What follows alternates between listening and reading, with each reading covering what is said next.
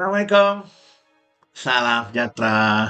Tapi yang datang daripada mamat sekor ni aku cukup pantang betul lah. Ni si Afnan Hamimi. Sejak DAP berada dalam kerajaan negeri, kedudukan Institusi Adat Negeri Sembilan sering berdepan konflik hingga mencetuskan pertemuan melibatkan undang yang empat.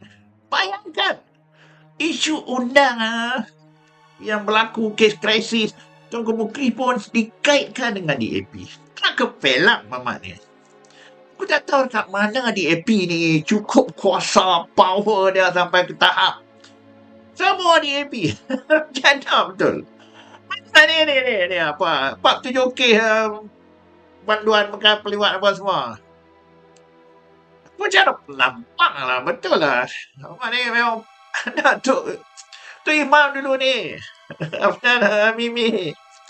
Taib Azimuddin ni. Tapi perangai macam orang janda. Itulah bila masa. So ini pula bagaimana tu? KWAP rugi. Pemuda PAS desak Anwar Ibrahim letak jawatan sebagai Menteri Kewangan. Apa kejadah kau nak letak jawatan? Apa ni awak? Direhatkan pengurusi berehat. Ceritalah. Dalam pelaburan akan ada untung rugi. Betul tak? Syarikat akan ada, kadang pelaburan dia punya berapa ribu portfolio.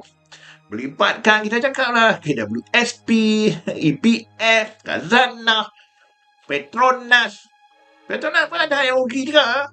Felda, banyaklah pelaburan-pelaburan. KWAP.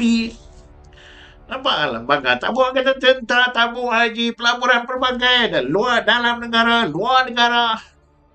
So, mereka bayangkan dalam beribu-ribu, bilion total ni, beratus-ratus bilion pelaburan, semua ni lah, agensi-agensi pelaburan di bawah kerajaan ya.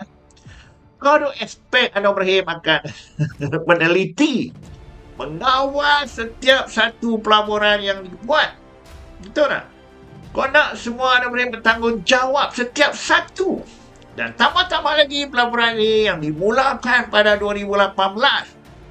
So, saya rasa sangat-sangat tak adil lah. Betul tak? Direhatkan. Sama juga, pelaburan kadang bukan dengan niat. Kerugian yang berlaku kita dah dengar bukan dengan niat. Tapi sampai syarikat Temasek Holding Singapura tu cukup tinggi dia punya financial integrity mereka. SoftBank daripada UAE pun kena. Mereka lagi teruk. KWP lagi juga berapa persen je. 1.4 bilion USD ya. Syarikat e-fishery tu Tapi itu aduh mak.